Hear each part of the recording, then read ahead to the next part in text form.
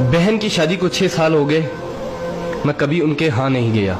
ईद शब रात अम्मी या अब्बू चले जाते थे। एक दिन मेरी बीवी मुझसे कहने लगी कि आपकी बहन जब भी घर आती है उसके बच्चे घर का हशर नशर कर देते हैं, और आपकी माँ जो हमसे चुप चुपा कर कपड़े, साबुन और कभी कभी को चावल के थैले भी भर के दे देती है।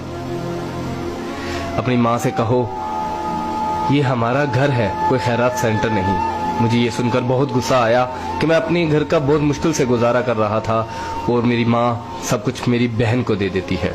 बहन एक दिन घर आई हुई थी तो उसके बेटे ने टीवी का रिमोट तोड़ दिया। मैंने माँ से गुस्से से कहा कि माँ, बहन को कहा करो ईद के दिन आया करे, और ये जो आप साबुन, चावल और ये जो चीजें देती हो इनको बंद करें।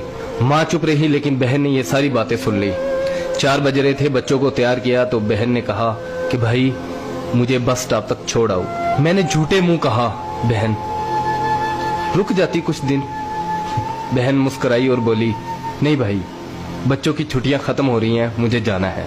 फिर जब हम दोनों भाइयों में जमीन का बंटवारा हो रहा था तो मैंने साफ इनकार कर दिया कि मैं अपनी जमीन से बहन को हिस्सा नहीं दूंगा।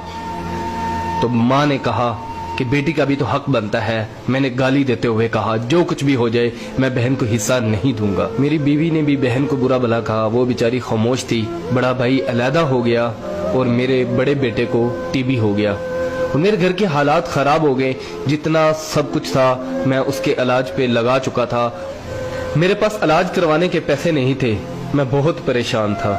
लाखों रुपए लगा चुका था और भूख सर पे थी। परेशानी की हालत में कमरे में बैठा शायद अपने हालात पे रो रहा था। उसी वक्त मेरे घर में वही बहन आई। मैंने गुस्से से बोला ये आगी मनहूस। मैंने बीवी को कहा कुछ तैयार करो बहन के लिए। बीवी मेरे पास आई और कहा कोई जरूरत नहीं गोश्त और बिरयानी बनाने की। फिर 1 घंटे बाद वो मेरे पास आई। भाई परेशान हो। बहन ने मेरे सर पे हाथ फेरा, कहा बड़ी बहन हूँ तुम्हारी, गोद में खेलते रहे हो, अब देखो मुझसे बड़े लगते हो। फिर मेरे करीब हुई और अपने पर्स से कंगन निकाले और मेरे हाथ पे रख दिए और आहिस्ता से बोली पागल तू एवं परेशान होता है, बच्चे स्कूल थे, सोचा दौड़ते दौड़ते भाई से मिल आऊं। ये कंगन बेचकर अपना खर्च करो और अपने बच्चे का इलाज करवाओ। शक्ल तो देख जरा तूने क्या हालत बना रखी है। मैं खामोश था, बहन की तरफ देखी जा रहा था। बहन ऐसा से बोली किसी को मत बताना, तुमको मेरी कसम है। मेरे माथे पे बोसा दिया और 1000 रुपया मुझे दिया जो 150 के नोट थे, शायद उसकी जमा पूंजी थी। मेरी जेब में डालकर बोली